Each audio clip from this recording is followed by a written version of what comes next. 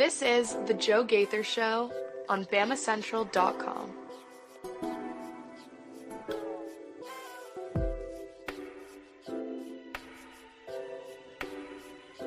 Good afternoon, Tuscaloosa, Internet World, West Alabama. How are we doing today on this Tuesday? It's Christmas Eve.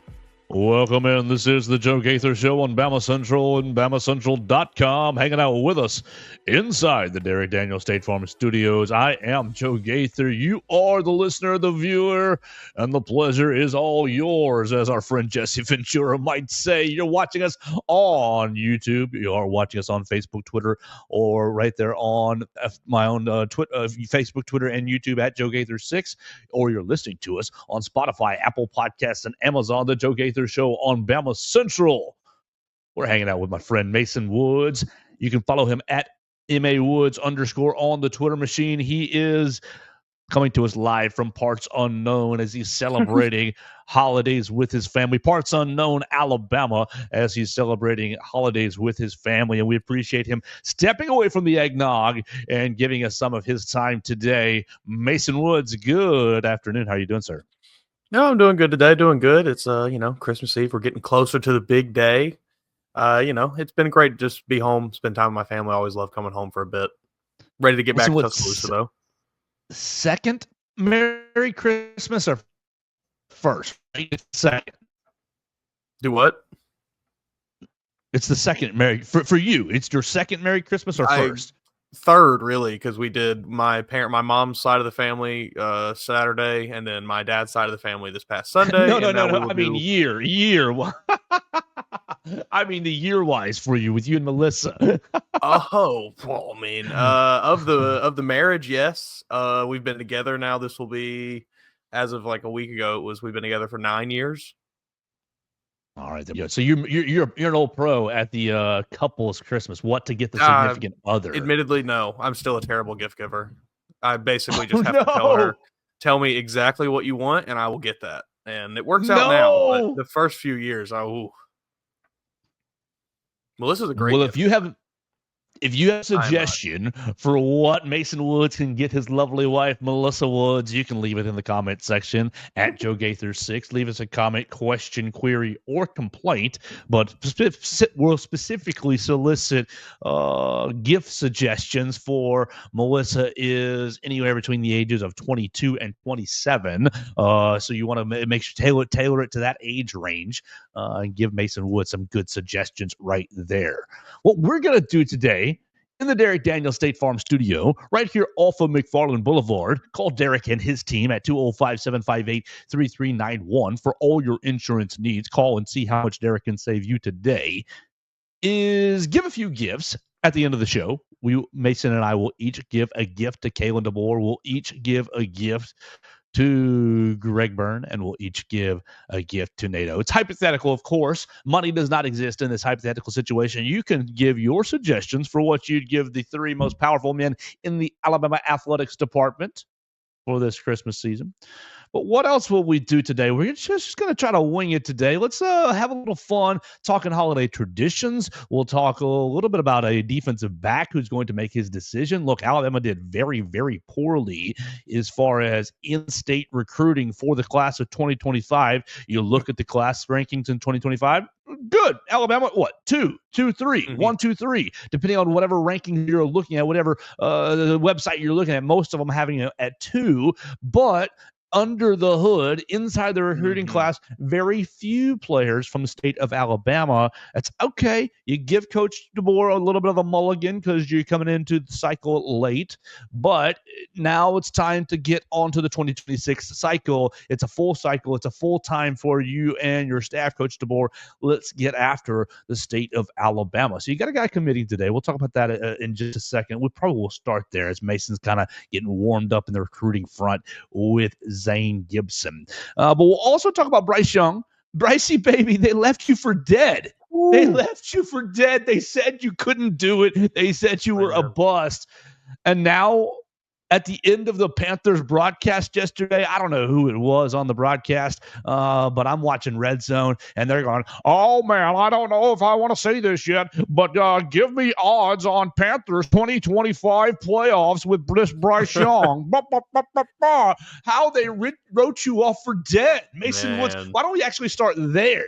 Well, I love Bryce, and I think this is awesome. I think this is hopefully finally starting to see the trend shift back towards team maybe giving their new quarterbacks a little more leeway than they have in the recent years. You know, it seems like we have really, it's gotten to the point where it's almost ridiculous now, where you throw a guy out there for 8 games, and if he doesn't play well, it's like, all right, we got to draft somebody else the next season.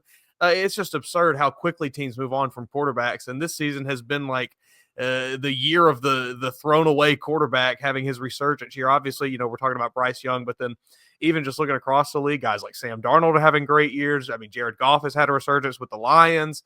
So, like, I really think that, you know, hopefully this is the trend of the NFL. It's starting to move towards giving guys a little more leeway, especially at the quarterback position, because, you know, by all accounts, that is the hardest position to play in the NFL, basically. You know, they have to focus on, there's just so many moving parts of everything, you know. So I'm very happy for Bryce. I think this is something we all knew he could do. It was just we just needed to see it happen. And I think he needed to see it happen as well. I think it's a big confidence thing with him. And I think he's finally gotten a little confidence under his belt, and we're starting to see what it looks like. We haven't done an Alabama in the NFL segment in several weeks, and usually we do that on Tuesday. So yeah, this does feel appropriate with Alabama football being kind of off, off for a few days. Yesterday, Sunday in the Panthers game against the Arizona Cardinals, Bryce Young is 17 of 26 for 158 and 2 touchdowns. You look at it, you're like, okay, 158, not so hot. He took 3 sacks. He also rushed 5 times for 68 yards and a touchdown, getting those legs moving. They won 36-30 in overtime. He didn't turn the football over. No interceptions, no fumbles. Now, the week earlier against Dallas, you lost, but you threw a touchdown. You threw 2 interceptions. You had 2 fumbles. The week earlier, like the Panthers have been losing, but he has been looking competent. He threw 219 yards. He threw 191. He threw 298 against, who is that? TAM. Tampa, yeah, thank you very much. Thank you. 263, 263, then 120. Obviously, had his slow moments, but I think that Bryce. Look, just real quick, Mason, you hit it, saying quarterback is the most challenging position because, oh my gosh, my friends do this all the time. X quarterback is terrible. Y quarterback is awful. Z quarterback can't play. And I ask him, what's going on around him? What's happening? Who are they? One? What's the play call? What's the play calling like? And 2, are they getting any sort of protection? And 3, is anybody getting open? Do you have any sort of run game that's leaving you any sort of balance? It is so dependent on everyone else that I think that you look at this Panthers team. Oh, it's awful. Everybody in the NFC South is awful. Yeah, it's a bad division. Go ahead. But go ahead. I'm going to pass it to you right here. That I think is so dependent on everybody else. That's exactly right, because you've seen the players around him have started to play better as he's played better as well. And like the Panthers as a whole have looked better. You know, Chuba Hubbard has really, like, he was solid the first half of the year, but he has like really turned it on the back half of the year. Adam Thielen comes back from injury and he becomes a solid receiving target. You know, Xavier Legette has finally started to seemingly get a little more comfortable in the NFL and become a bit more of a receiving target. How do you think he and Bryce Young are communicating? Sign language? I bet, because there's no way Bryce understands a word he says. I, as someone, a South resident, I can understand everything he comes out of his mouth. I see all these videos on Twitter, and it's like, you guys don't know what he's saying? But, I don't think Bryce has any clue what Xavier Legette's talking about on a given day. But you just see it from, like, the players around him, the important pieces around him, running back, receivers, even the offensive line has played better. So all of that culminates into Bryce Young having opportunities to play better, and he is doing that. He's not just getting these yardage on checkdowns. He is making really, really elite throws in a lot of these games. If you just watch him play, he's doing things that are very, very impressive. He's looking like he did at Alabama in spurts. So the Panthers are 4-11. We're not sitting here and going to say that they're any good by any stretch of the imagination, but they have had some uptick in their play. Exactly. They're not a team you want to dance with and tangle with if you are a contender over these last couple. Let's see, their last couple of games are going to be against the Bucs and Falcons, so they're definitely going to have a say in what happens in the playoff picture, because you look at the standings and you go down to the NFC South, and it's Falcons 8-7, it's Bucs 8-7. They get to dance with both those teams. I think that makes you uneasy if you are both of those NFC South contenders. Definitely, especially if you're the Falcons trotting out your rookie quarterback now the last few weeks of the year. Whew. Oh my God, Bryce is going to play spoiler to some teams. We'll see. Mason, you hit the Falcons. I got to tell you a dumb story. I know no one cares about anyone's fantasy league other than their own. But here's your dumb story. I'm in the semifinals. Whatever, I win. That's not the story. The other side of the bracket is the semifinals, and you got a guy. One of the guys, basically my cousin, my brother, love him to death. He wins. Great. He wins. Why?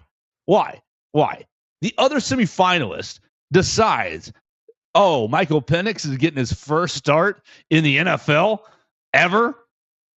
I'd rather play him over CJ Stroud. Bold decision. Bold decision. Bold. Fortune favors the bold, and that's usually this man's usual strategy. Is I'm just going to be bold, and fortune favors the bold. That's how he's that's his MO. Great, awesome. But I could not believe that's the first start ever in the fantasy playoffs, and obviously it doesn't matter to any of our listeners their wins and their losses in somebody else's fantasy. But I just thought, wow, man, that's a choice. All things considered, I mean, he didn't look that horrible. That's what he keeps saying. That game-losing interception was not remotely his fault. It was all on Kyle Pitts. So I think the ceiling could be pretty high for the Falcons if they can get some good quarterback play. And they got a very talented roster. Now it is still the Falcons, so they are forever cursed to never win anything. But next year they might be a fun team to watch with Michael Penix back there. Kalen DeBoer product. Kalen DeBoer product, absolutely. Roll Tide. Well, not much going on in the Alabama football world. I wanted to bring up Bryce Young. We'll circle back to that. Yeah, last night, I mean, that's where we left you on the show yesterday. Josh Jacobs. I did win the fantasy football game. Josh Jacobs came. Oh my gosh! Started off just ripping and roaring. I look at my fantasy app. Boom, 8 points. He scored a touchdown, and then he should have scored another. And then he gets in there. Apparently, he told Scott Van Pelt after the game that Matt LaFleur told him, "Hey, if we get you in the end zone right here, you're going to come on out for the rest of the game." And so that's exactly what he did. He ended up with like 24 points, and I needed to avoid him scoring 33 and a half or more. So he did start to, I mean, he scored those 24 points in a hurry, and it was like 17 at halftime or so. And I'm thinking, oh man, it's 17. If he goes out here and gets another 18 or so, I'm cooked. And he ended up getting himself another touchdown and sitting on the bench the rest of the day. The Saints, oh my gosh. They're the terrible. Saints. I feel bad about the Bears, and I don't watch the Bears because they break my heart. We're in the Southeast, so a lot of you listeners, a lot of you viewers are probably Saints fans. I'm sorry. That's an atrocious product. That's at least for my sake, I can watch a quarterback who's semi-competent trying to make the other 10 pieces do something right. You Saints fans, Spencer Rattler, who was the other guy they brought in? Just awful quarterback Jake play. Hayner, I think, played a little bit maybe. It was ugly. Not many things going well for New Orleans right now. I mean, he got too much money locked up in Alvin Kamara and Derek Carr. Can't really do anything otherwise. Oof. That's my issue right now. I mean, look, I'm not an NFL expert, but the Saints let's talk about it. Since when, Mason? Since 2009, 10. I mean, they win their Super Bowl. Great for them. And what a historic time. Awesome year. They have just been kicking. Obviously, with Drew Brees, you are a contender. You look yourself in the mirror and say, "We are a contender," and you are. That's the truth. With Drew Brees, you were. Period. Every game. And so, financially, structurally, they keep kicking the can down the road with Drew Brees because the window's open. Duh, makes sense. But here we are now, what, 3 years past Drew Brees? 4? I mean, my memory all runs together. Correct me. Did he? Yeah. He's 4 years retired, right? So we're a handful of years past Drew Brees, 3. and we're still kicking the can down the road on contracts and on re-signing veterans and on like New Orleans. I'm not a Saints fan, but this is the time. Drew Brees says bye bye. He retires. Great career, awesome, Hall of Famer.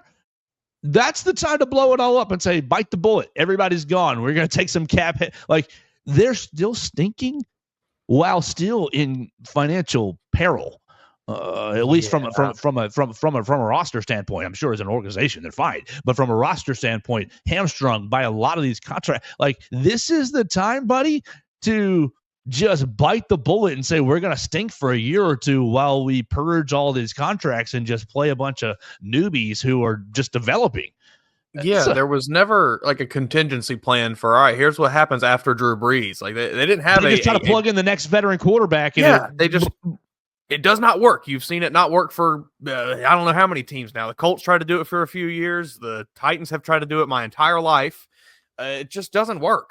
You can't just go pluck some moderately talented veteran and just throw him onto a terrible roster and expect him to will you to the playoffs. It is not a success or not a recipe for success. All right, so let's turn our attention to Alabama real quick because that's enough NFL talk for a Tuesday. There's going to be NFL games tomorrow, right? Christmas Day NFL games on Netflix. Oh yeah, I heard my uncle was talking about that. What's that about? Oh, who's playing? Let's find that out. That's going to be week 17, Texans, Wednesday. Maybe? Yeah, Chiefs Texans, and Steelers, Baltimore. Ravens and Texans. Pretty good game. Chiefs and Steelers, Ravens and Texans. Oh my gosh, that means that my fantasy football finals start tomorrow. I've got Zay Flowers. I've got George Pickens. Gross. George Pickens gonna play? I don't want to pay it. I don't know. I don't care. We'll figure that out. If I win or lose, it's no big deal. But I don't like that. Christmas Day NFL games. You fellas just played 2 days ago. Now, obviously, the Chiefs played on Saturday. Did the Steelers? Yeah, Steelers and Ravens played, right? Didn't they play Saturday? And Texans, Tank Dell broke his kneecap. Was that on Saturday as well, or was that on Sunday? So. I think it was Saturday. So they all played on Saturday, and then they mishmashed each other. Yep. They mishmashed opponents. Yeah, because it was Chiefs Texans. Yes. So they mishmashed opponents on Wednesday. They give them a Sunday, Monday, Tuesday, 3 days off, and you're playing again 4 days. That's brutal. That's not cool. Yeah, that's tough. I wouldn't be a fan of that. I do kind of like the Christmas Day games because I couldn't care less about the regular season NBA games until after the All-Star break. So this gives me something to watch that I actually can care about.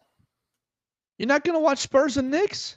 No, I'm not going to watch this. I mean, it might be on in the background. Come on. The NBA does not matter to me until post All-Star break. That's when I lock in and start paying attention.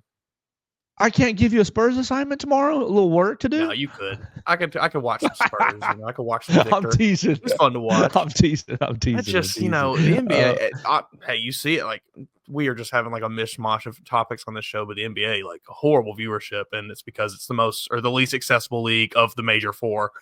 Absolutely ridiculous with the hoops you have to jump through to legally watch NBA games. Now, I do think that there is a lot to be said for the amount of people in our age range, this like 18 to 30, kind of 18 to 35 maybe. Like, I think a lot of those people are maybe turning to the internet to find their NBA content, but that kind of still is an issue in and of itself if no one can watch it on their TVs.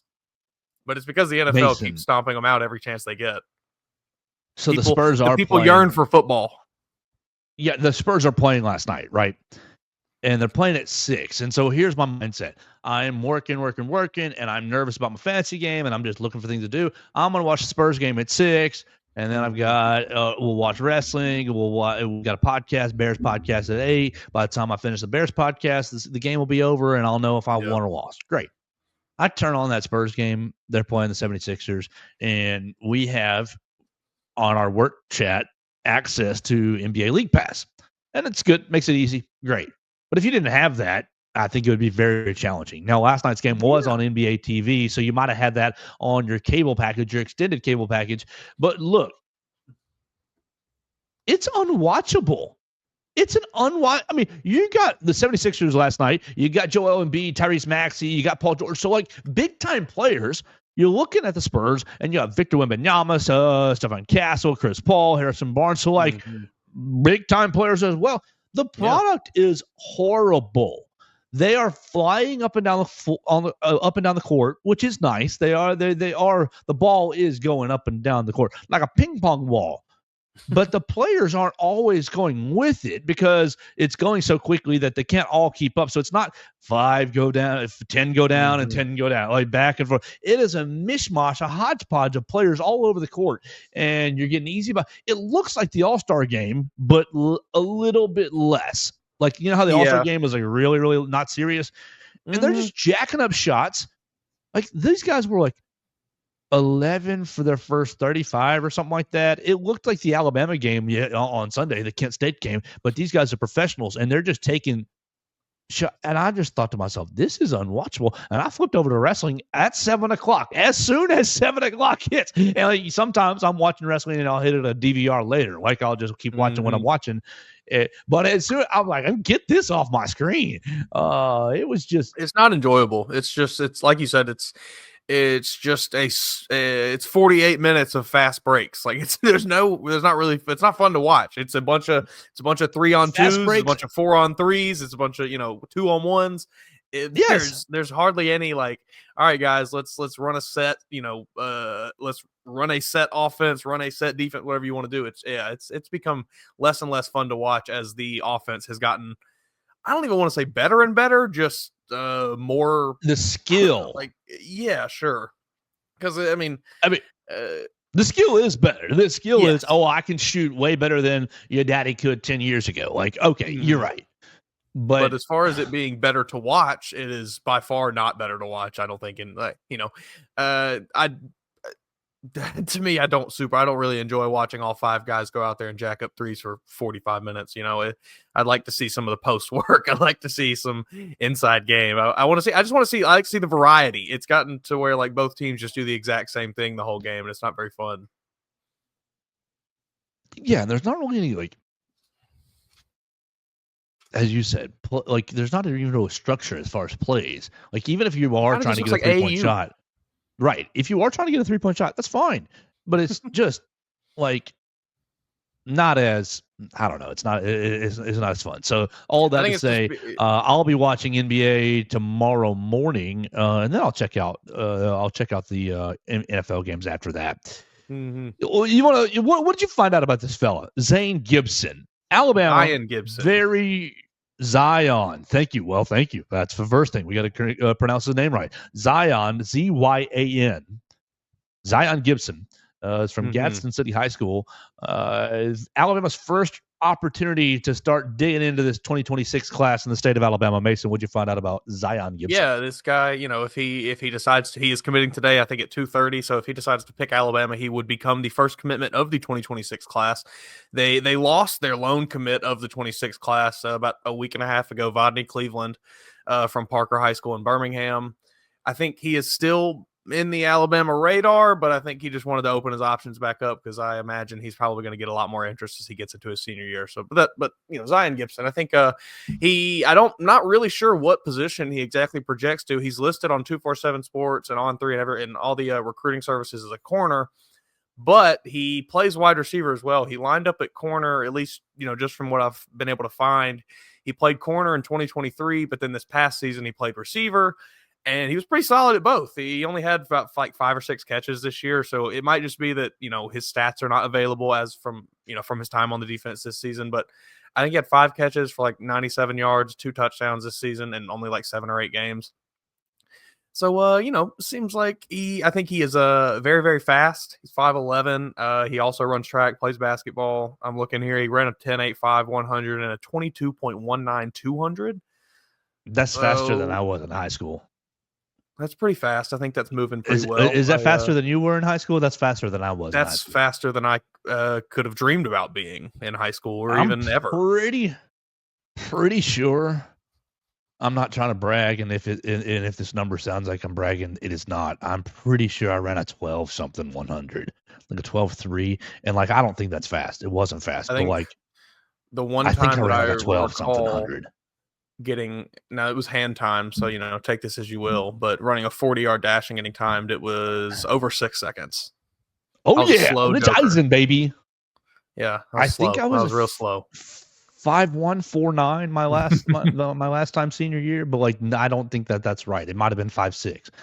But I think it might have been 5'2". No, it wasn't terrible, but it wasn't good. I'm not trying to say mine that. was terrible. This Joker I was is slow. fast. My Zion grandpa Gibson. used to tell me that he could time me with a calendar when I was a kid. Thanks, Pops. Appreciate you. But Zion Gibson, I think, like I said, he's extremely fast. I think whether you want to put him on offense or defense, I think he can play both of them. Looking here at his highlights, he has clips from playing corner, playing wide receiver. It looks like he's not afraid to get in and hit somebody. He's not afraid to get in and break up passes. He also does some returning, punt returns, kick returns. So he is seems like he's just kind of an electric athlete. And this is a guy that I think you probably want to get in early on because he will likely get a lot of attention going into his senior year of high school, much like I was saying with Vodney Cleveland. He's already a 4-star. He's already got over, I think, 15 Division I offers.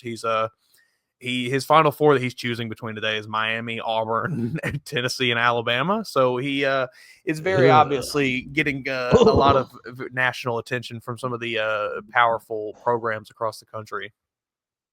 Mason Woods, do you have any concern that when you go to these pages and go to the class of 2026 that Alabama has 0 commitments? You've had commitments, as you just highlighted, Vodney Cleveland, and he's not the only one in the class of 2026 that has committed and decommitted. You had a defensive back. Was it out of goodness gracious? Was that a Kalira maybe? Was it out of Viger or Kalira? You had a defensive back. I can't remember exactly who it was. Commit and decommit as well. You've had a couple kids in the class of 26 commit and reopen their recruitment. So again, the question, do you have any concern that currently on December 24th, 12 months away from next year's early signing date, Alabama has 0 commitments? I don't think so yet. I think it's a little too early. It's still very early in the cycle. I think Alabama still has a lot of time to make up ground with these people. I think given just the state of college athletics, I'm not shocked that we're seeing more and more kids waiting longer to make their announcements because they are just going to continue to see what they can get out of schools money-wise and things like that. Yeah, so I don't think it's really a point of concern. Now, if we're sitting here, in September next year and they still have 0 commitments, then maybe we start to worry a bit. But I wouldn't really look into it too much. I do think, like you maybe mentioned earlier, that this is hopefully a sign that Kalen DeBoer and company are going to focus on some of the in-state players, maybe a little more this class, just because, like you said, they landed literally 0 of the top 10 players in the state of Alabama, 1 in the top 15. So not a great performance in-state, and that is kind of your bread and butter a lot of times is in-state players. So hopefully this class, they will focus there a little bit more. This could be the start of that. You're from the state of Alabama. I am not. Do you care about that? Because I think it's a very split contingent. I think you got a lot of people that think, oh, you got to have all 85 guys right there from West Blockton, right there from Gordo, all 85 guys from the state of Alabama. I think you certainly need people who don't care about it. Like, what's the balance there? Because as an out-of-state person, I think, look, you're just coming here to play football and you're going to give your best anyways, like whether you're from Bumble, wherever, Timbuktu, or if you're from right down the road in Alberta, you're going to give your best effort. It doesn't matter. I think it's less about, being concerned with the effort level from the players, and it's more about showing the other schools in the state that, like, hey, we still run things here. We can still dominate on the recruiting trail. We can still keep players out of your backfield. And, it's maybe more of just a symbolic thing than anything. Just staying competitive in state. I'm not necessarily concerned with Alabama being, they need all the top players from the state to commit, but get a couple of them, sure, I think is important too. just kind of let everybody know, let the Auburns know, let the whoever that comes into the state of Alabama know that, like, all right, we're focusing on the kids that are here, because Alabama still produces an insane amount of very, very good talent. Let's not like pretend this isn't Kansas or somewhere. Yes. It's very, very high level high school football at the top end. So there's a lot of really great talent that runs through the state, and being able to have access to it is not the end all be all, but I do think it's an important piece of recruiting. Currently, the class of 2026 in the state of Alabama, Anthony Jones, this is from the 24/7 Sports Composite. Anthony Jones, 4-star edge out of St. Paul Episcopal in Mobile. That's Phillip Rivers High School, isn't it? Phillip Rivers coaching at St. Paul. I think so, yeah. Darian Morgan, wide receiver out of Benjamin Russell, Alexander City. He's currently, both these guys are projected favorites to get land at Auburn. Not good. Then Hezekiah Harris is edge rusher, 6'5", 220, 4-star recruit out of Jemison in Huntsville. That's up in maybe where in parts unknown is located. They would beat us by 60 every time we played. Zion Gibson, the number 4 player in the state. Shadarius Tootle. I like that name. Shadarius Tootle, linebacker out of Cottage Hill Christian Academy in Mobile, is a 4-star recruit, already committed to Auburn. NIL jersey will go crazy. Tootle, that's exactly right. Jaquez Wilkes, edge rusher, 6'4", out of Wadley, 4-star. Votney Cleveland, 4-star defensive lineman out of Parker. We've talked about him. JaMichael Garrett, out of Auburn High School, linebacker, is committed to Auburn already as a 4-star. Landon Duckworth, quarterback, 4-star, probably not going to be on your radar as a quarterback. Sorry. Then Marquez Daniel, wide receiver, rounds out your top 10. 4-star out of Booker T, Washington, in Tuskegee, Alabama. 6'5", 195 for Marquez Daniel. So there's some players out here probably not going to be interested in the quarterback. Already 1, 2, 3 of the top 10 players are committed to the Auburn Tigers. 2 more have crystal balls to the Auburn Tigers. Oh, yeah. So let's see. Zion Gibson, big moment for Alabama. First, what are you doing? Christmas Eve? What are you doing, man? Come on. I get it from the standpoint of, like, he knows dang well everyone's going to be sitting at home, sitting on their phones, and they'll just see him come through on their Twitter timeline, and, they can go from there.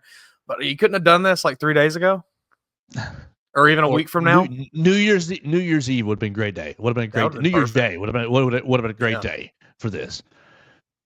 Yeah, all right, Mason. Let's wrap it up here. We want to talk about holiday traditions, and we want to give Kalen DeBoer, Greg Byrne, and Nate Oats a holiday gift. Before we do that, though, we want to give you a holiday gift and tell you about Purple Turtle Roofing. They're the most reliable residential roof replacement company in Alabama. Whether it's addressing leaks, storm damage, or general wear and tear, Purple Turtle Roofing is going to be there to deliver exceptional roof repair for your property. They're the leading expert in local residential roofing solutions, specializing in providing unparalleled service and quality craftsmanship for all your roof replacement needs. Call Dustin Foley and his team today at 877-PT-ROOF-5 for your free roof inspection. That's 877-787-6635 to schedule your appointment, and one of their qualified employees will come check out your roof for free and make sure you're prepared for any and all of life's storms. Check them out online today at roofturtle.com. We appreciate Dustin Foley and his team for sponsoring the program. Hope you all have a happy holidays from Purple Turtle Roofing. Mason Woods, we're live in the Derek Daniel State Farm Studios. You are in parts unknown. So before we give our gifts to the 3 most powerful men in the Alabama Athletics Department, what are some of the favorite Woods holiday traditions? Man, you mentioned that to me before the show, and I got to thinking, like, I don't really know if we have any, like, super intense traditions. I guess the most regular thing that we do each year is just, like, the way that we do the visiting my grandparents. It's always the Saturday before Christmas. It's always the Sunday before Christmas. It's always, it's lunch after church on Sunday, and then Saturday evening, my grandma makes chili and mac and cheese. I don't know why she makes that combination, but she makes a giant crock pot full of chili and a big tray of mac and cheese, and everybody just goes nuts for it. So that was my invitation for that meal. Yeah, you're welcome to come on next year. That'll be in the Morgan house on my mom's side of the family. But then, we go to the woods on Saturday, see Andy and Kay. That's my dad's parents, and we had a good time. I got to see all my cousins. I have that's the side of the family where I have a lot of cousins that are my age, so it's good to see all them. They're all doing things, doing fun things. It was nice. Those are really the only tradition. My immediate family in the actual like house here. We don't really do like any traditions, so to speak. Did I hear that Santa Claus might have dropped off a Cybertruck into your household, into one of your households, into your family's household? Oh yeah. My cousin, he bought himself a Cybertruck that he took us for a ride in this weekend. That was neat. What do you think of Elon's toy? I could go on for a very long time about Mr. Elon Musk and his stupid business ventures and the people who. That's okay. Well, I just want to know what you thought of his toy. The toy was neat. truck. It was cool. It's a cool truck. It was cool. That's about it. That's I think the people that buy those things want a much bigger reaction than I would give them. It was neat. It's a cool, fast car. That's cool. There's a bunch of cool, fast cars out there. It's one of the ugliest. It's one of the most overrated and overpriced. Well, did he buy it in all black or what's it the silver? The no, he's got it wrapped in satin purple. Yeah, I love him, but man. To hear him say it, he says it's for his business to advertise. Now, there's no advertisements on the truck anywhere, but I don't know. Well, there are no free ads. We're not going to give the his business here. Oh, purple satin wrapping is a choice. It's like that, almost like right between glossy and matte finish. It's got a little bit of sheen to it. It's a neat color. It would look a lot cooler on an actual cool car. Unbelievable.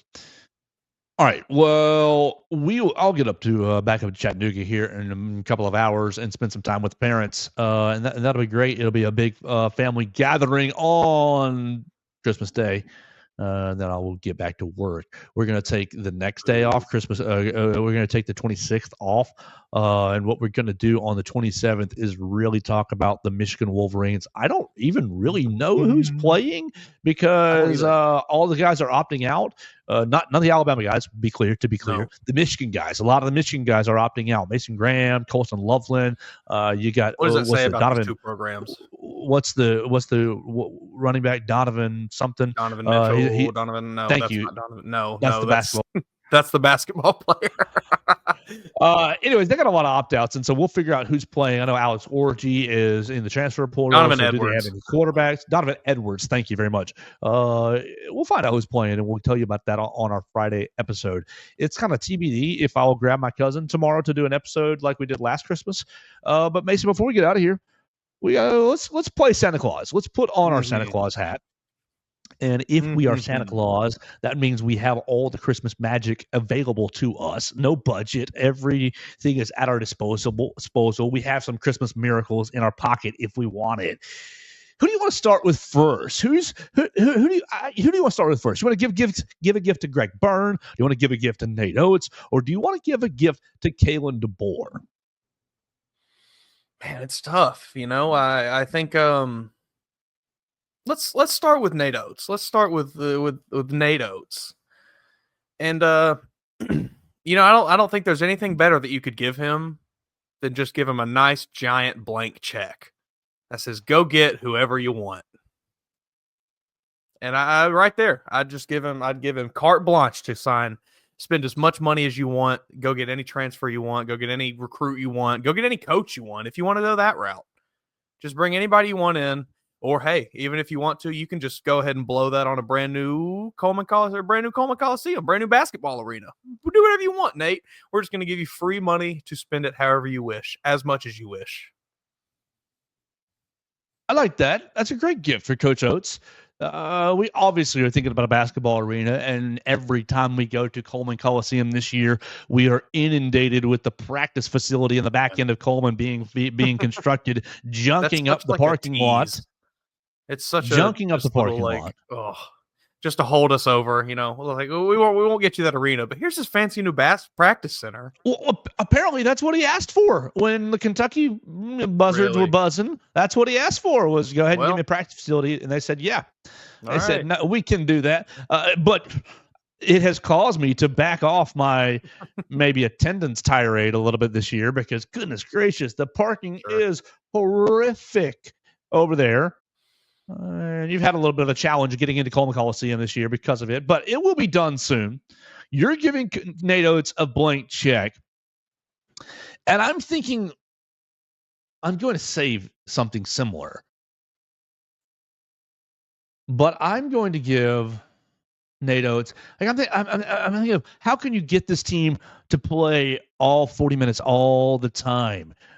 Obviously, assets would be great. You've got all the arc machines for the shooting, and obviously the new practice facility is on the way. And you've got a pretty decent little NIL package already. I think the budget's, not as good as everyone else's, but pretty good. Pretty healthy. You get the Nate Oats discount because you're sending the guys to the NBA. What I would get Nate Oats.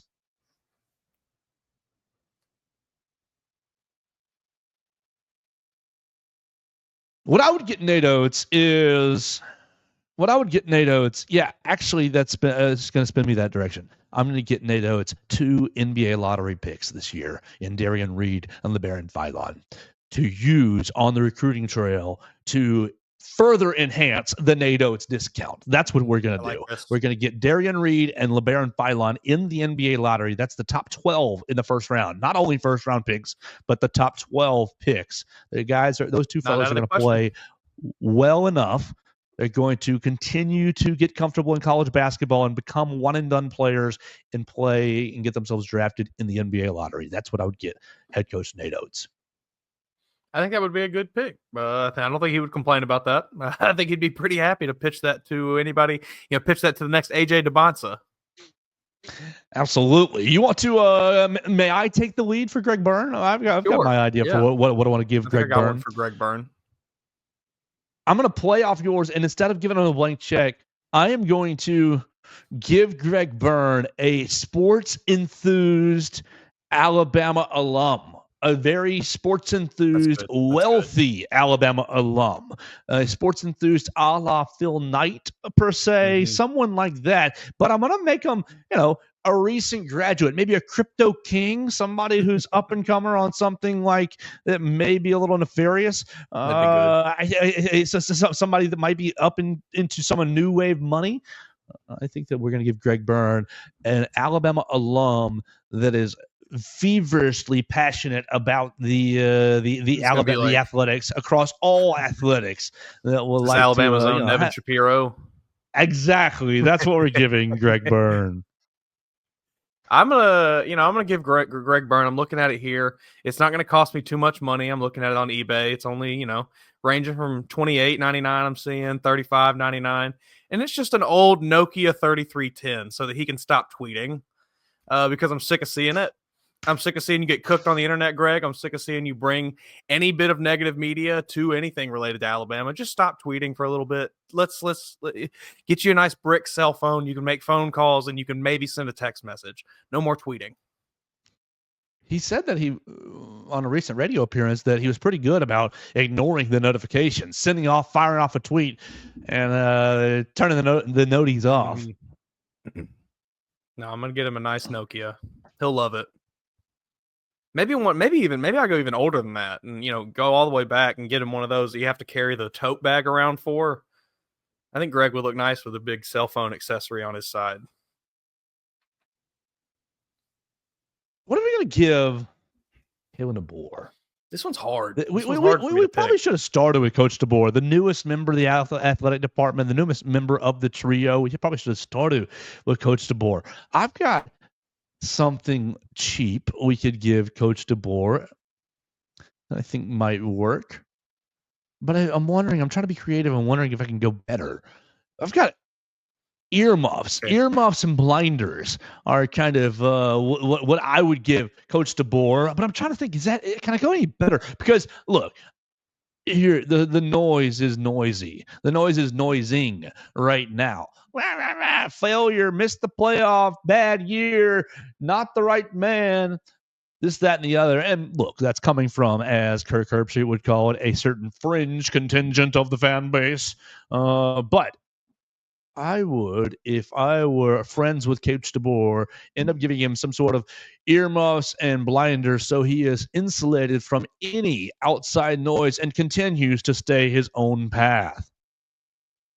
I like that pick. I think that's very important for him, especially because of just kind of the situation he's come into with Alabama. It's such a strange, unique situation where it's like, Nick Saban was Alabama. Nick Saban, they became synonymous with one another. They meshed to where it was one, kind of being. And it's very hard to separate the two. And he is, trying to, and he's navigating these waters, and he's doing a good job of it, I think. But yeah, I think that'd be a really good gift for him. I don't really know what I'm gonna. If you could, man, oh man, maybe just like if we could somehow figure out how to give Trent Williams like a year of eligibility in college football and just yank him from the Niners, I'd just throw him on our offensive line and let him just go to work. We can't give him a wild card and say Tyler Booker just says, "I love Alabama." Oh yeah, there we go. Coming back. I love Alabama. Tyler Booker back. That'd be good. Can we maybe get maybe we can Jahad just get Campbell says, "I'm not finished yet." Jahad Campbell. Yeah, nobody. We'll just get I don't want to say everybody stays, because there's some people I'm okay with moving on. But we'll say like who? Like who, Mason? I'd be all right if Jalen Milroe decides to take his talents to the NFL because I'm very excited about Austin Mack. But yeah, I think I'll ride with that. Let's say Tyler Booker comes back. He decides, the NFL's not ready for me. That's what he says. And he says, I'm going to come back for one more year, ride with my boys. We're going to go win us a national title. That's what I'll give Kalen DeBoer. What a gift it would be. And we hope that you get all the gifts under your tree this year. We appreciate everybody who has watched and listened to the Joe Gaither Show this year. You are a gift to me, truly.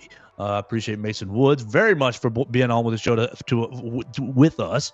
You're definitely a gift to me as well, Mason. So I appreciate you. We are going to take very likely tomorrow and Thursday off. We are going to be with our family. My buddy James might want to join me for an episode just to record something fun, but we'll play that by ear. We will, at least Mason and I will be back with you on Friday to talk about the ReliaQuest Bowl. Can we just call it the Outback Bowl? Can we just call it the Outback Bowl and be done with it? Makes it sound a whole lot better. Get ourselves Pittsburgh. I'm never going to call it that. It's always going to be Heinz Field. This will always be the Outback. Get ourselves a bloomin' onion.